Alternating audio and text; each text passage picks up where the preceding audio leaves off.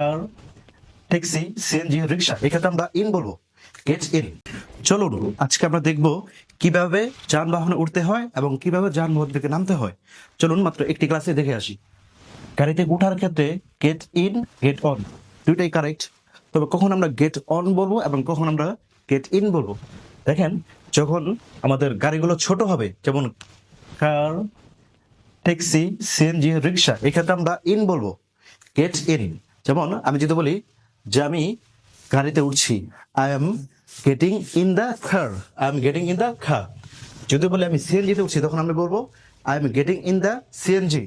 হ্যাঁ, আর যদি বড় গাড়ি হয় সেক্ষেত্রে আমরা কি বলবো, অন বলবো। যেমন I am getting on the bus, I am getting on the train, I am getting on the boat. আমরা যখন বড় গাড়িতে উঠবো তখন গেটিং অন হয়।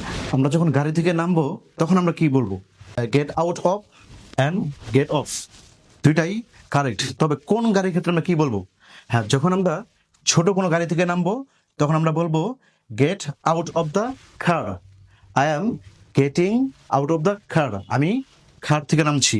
I am getting out of the CNG, আমি সিএনজি থেকে নামছি।